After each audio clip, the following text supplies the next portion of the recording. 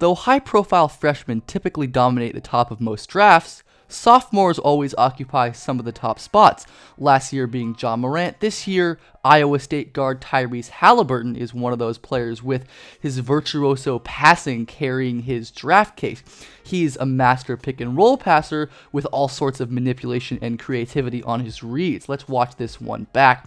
Tyrese Haliburton's torso is parallel to the sideline, fooling the help defender and opening up the pass to the roll man. He's a layup passing machine, and though the tagger is in position here, he's small and won't be able to impact this lob. Haliburton loves getting downhill and wrapping passes around big men to his roller. Watch this play where Haliburton brings the ball up, confusing the defense before wrapping it low. He throws pretty pick-and-roll pocket passes all the time, threading the needle through open windows when the drop big backs up. I do wish he'd use his left hand more. This pass could be with one hand instead of two.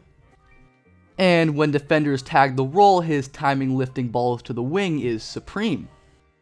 Haliburton sports impressive midair flexibility, allowing him to contort his body in midair and sling skip passes to the weak corner. On many of his deliveries, Haliburton will go airborne, and while this isn't the best idea for most players, he's a basketball genius and makes this work. Watch this pick and roll drive where the low man doesn't know if Haliburton's going to kick to the corner or the roll. The jump confuses him, he picks wrong, and it's a wide open three. Though Haliburton's jump passes are a weapon for him, he can tend to overuse them, and when he gets stuck in midair without a plan, the result isn't usually pretty. Off the ball, he's a snappy decision maker, keeping the ball moving with immediate passes on the catch. Watch this play where Haliburton moves the defender with his eyes, opening up space for a wide open layup. This alternate angle shows just how much space he created simply with his eye manipulation. As we continue to see, Haliburton has the all-important live dribble pass down to a science, blending his dribble into his pass seamlessly with elite release speed on these passes. After he grabs the rebound or a loose ball, Haliburton is aggressive pushing up the floor, leading his man for a layup here. Though he leaves a lot to be desired in this area, Haliburton has improved since last year pressuring the rim, his handle and quickness and aggression all looking a little bit better this year, and even when he can't separate at the rim, he has really nice touch, scooping this ball high off the glass, and he's an awesome transition finisher, using nifty footwork like this to evade defenders. Haliburton's rim pressure is highly concerning, as in the half court he gets to the rim less than all of these high-profile guard prospects, and though he's efficient when he gets to the rim in the half court comparatively, he's assisted more than only Anthony Edwards, and only Edwards and Cole Anthony have their overall rim efficiency skewed more by transition than Haliburton does. His lack of aggression and contact avoidance at the rim is detrimental to his finishing, and Haliburton often settles for these long floaters from the free throw line, which are not good shots by any means.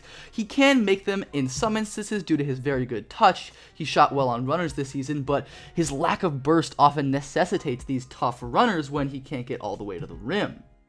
His self-creation is further hindered by his weak handle. Haliburton's ball handling control is loose, and he lacks deception and shake to consistently blow by defenders, and even when he's switched on to slower-footed big men, he settles for tough jumpers instead of taking it all the way to the rim.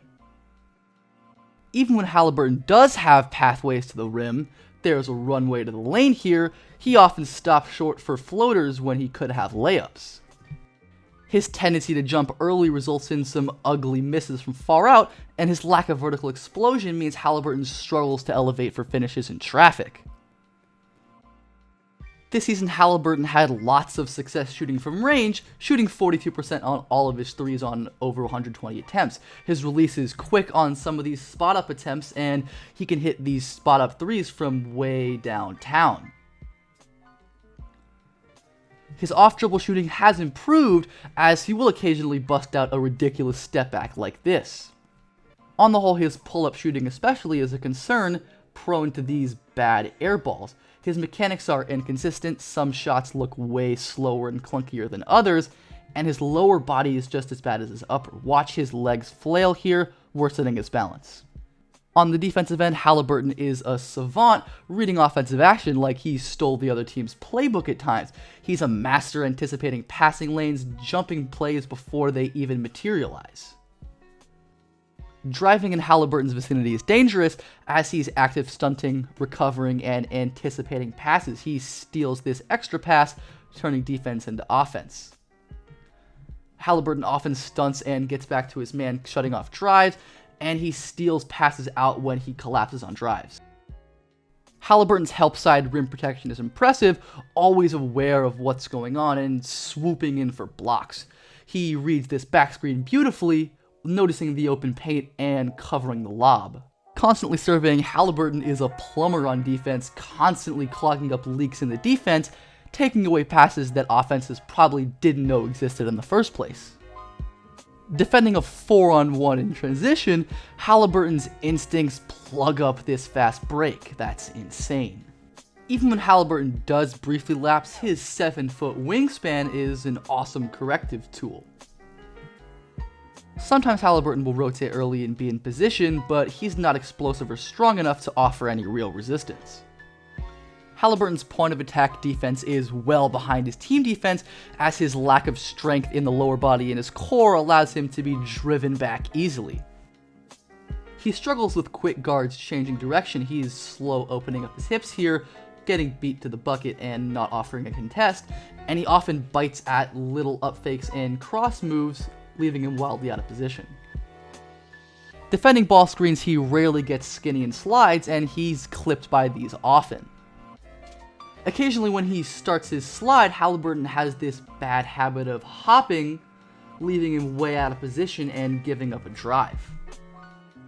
Haliburton's footwork around off-ball screens needs work. He often takes poor paths, and his lack of strength and occasional lapses off the ball leave openings when players run around screens against him. Haliburton's optimal NBA role is as a third guard type, providing connective tissue to an offense with great spot-up shooting and secondary playmaking. What likely holds him back from ever being a primary initiator in the NBA is his lack of scoring gravity. Even with the keys to the offense at Iowa State, his usage and free throw rate were concerning. Among players with below a 25 usage and a 20 free throw rate in their drafted year is an uninspiring list of role players at best and non-NBA players at worst. That's not the best sign for Haliburton, but far from a death sentence, as he is incredibly talented, and if he lands with a team that knows how to use him, he could be a very solid role player for a long time. That team context is going to be vital for Haliburton at the next level. If a team asks him to run offense, he'll likely flame out, but if he can play off the ball, maximize his spot-up shooting and passing, and play strong team defense, he could be a real impact player in the NBA.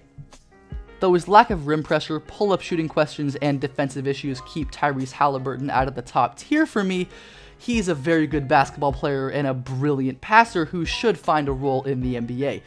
In the 2020 NBA draft, Tyrese Haliburton is a clear lottery talent. Thank you so much for watching. I hope you enjoyed the new charts and some new edits. I had a great time making this as always. Leave a comment, a like, subscribe to the channel, share it. You can follow me on Twitter in the description below. Also want to give a big thank you to Tim Forkin TV on Twitter for making the thumbnails. I will link his YouTube channel below. Give him a sub and have a great day.